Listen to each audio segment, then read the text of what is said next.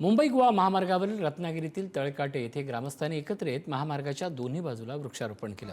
प्रशासनावर अवलंबून न राहता या टप्प्यात त्यांनी वड, पिंपळ, आंबा, जांभूळ अशी जवळपास 1000 झाडं लावली जात आहेत। या उपक्रमात उद्योगमंत्री उदय सामंत यांनी सहभागी होत झाडं लावली। महामार्ग विकासासोबत निसर्गाचा समतोल राखणे ही आपली जबाबदारी असून हरित महामार्ग करण्याचा शासनाचा निर्धार असल्याचं त्यांनी यावेळी म्हटलं।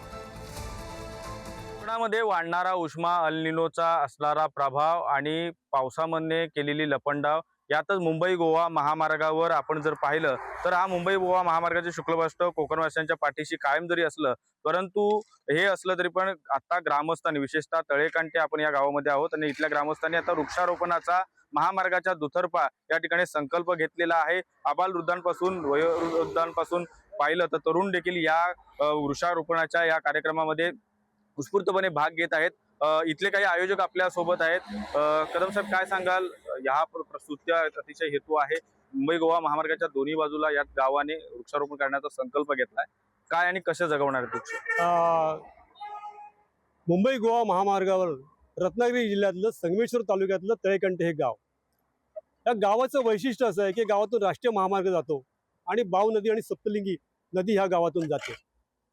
हा जेव्हा आम्ही उपक्रम सुरू केला तेव्हा देवरुखचे हेमंत तांबे यांनी आम्हाला मदत केली, कारण त्यांचे आम्हाला ह्या निमित्तानं आम्हाला आभार मानायचे आहेत की त्यांनी आम्हाला खूप मदत केली। ही झाडं जी आहेत ही झाडे तांबे साहेबांनी दिली।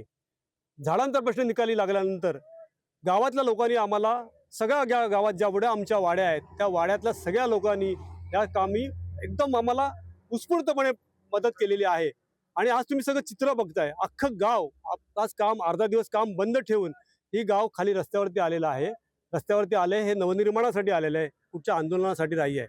ही झाडं जी आम्ही लावणार आहोत ही झाडं जगवण्याचा आमचा संकल्प आहे आणि त्यासाठी जे काय लागेल, पाणी लागेल, खत लागेल, ते सगळं आम्ही करणार आहोत आणि ही झाडं जगली पाहिजे। आमचं गाव या निमित्तानं एका राष्ट्रीय महामार्गावरती आमचं गाव येतंय आणि वेगळ्या पद्धतीने आमच्या गावाची ओळख होते, हेच आमच्यासाठी मोठी गोष्ट आहे। राजन चव्हाण, पुढारी न्यूज, तळेकांटे, रत्नागिरी।